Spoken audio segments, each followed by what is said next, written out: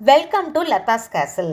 Health insurance policy புதுசாக எடுக்கும்போது கவனிக்க வேண்டியதை டிப்ஸாக நாம் இந்த வீடியோவில் பார்க்கலாம்.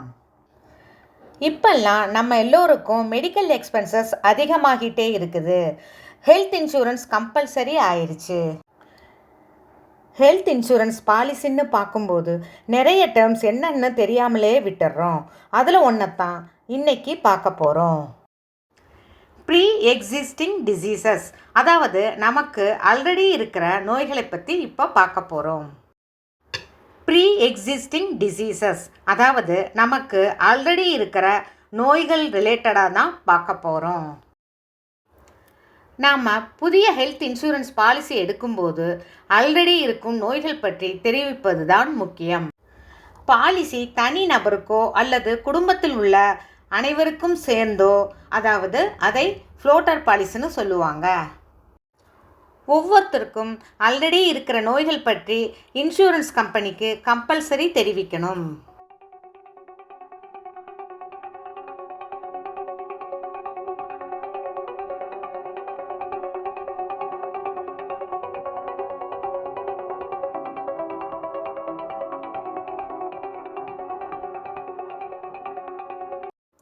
ஹெல்த் பாலிசி எடுக்கும் டேட்லேருந்து அதற்கு 48 மந்த்ஸ் முன்னாள் டே வரை எந்த ஒரு நோய்க்கும் ட்ரீட்மெண்ட் எடுத்திருந்தாலோ இல்லைன்னா ஒரு நோய் இருக்குதுன்னு கண்டுபிடிக்கப்பட்டிருந்தாலோ அந்த நோய் ப்ரீ எக்ஸிஸ்டிங் டிசீஸ்னு சொல்லப்படும். ப்ரீ எக்ஸிஸ்டிங் டிசீஸ், அதாவது முன்னரே இருக்கும் நோய்கள் என்பது இரத்த கொதிப்பு, சர்க்கரை வியாதி என எது வேணாலும் இருக்கலாம்.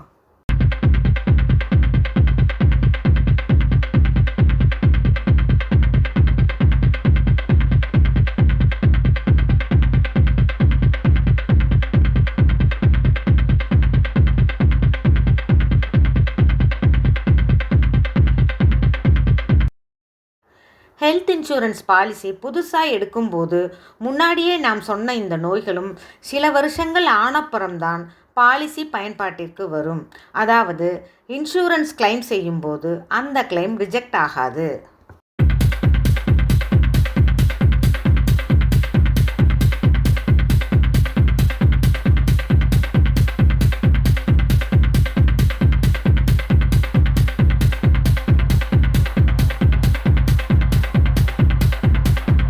இப்படி நாம் வெயிட் பண்ணுற பீரியட் சில நோய்களுக்கு 2 இயர்ஸ்ன்னு, வேறு சில நோய்களுக்கு 4 இயர்ஸ்ன்னு இருக்கலாம்.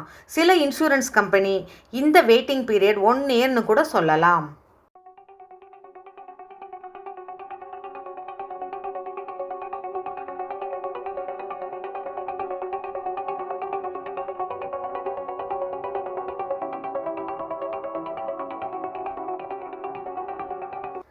சில இன்சூரன்ஸ் கம்பெனிகளில் அதிகமான பிரீமியம் தொகை கட்டினால் வெயிட்டிங் பீரியடை குறைத்து விடுவார்கள்.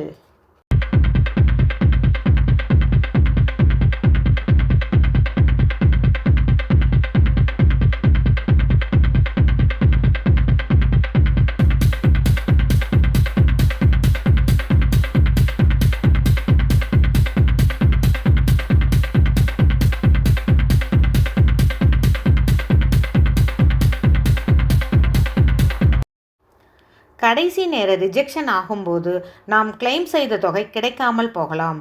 அதனால் அதிகமான மணி லாஸ் ஆகிவிடும்.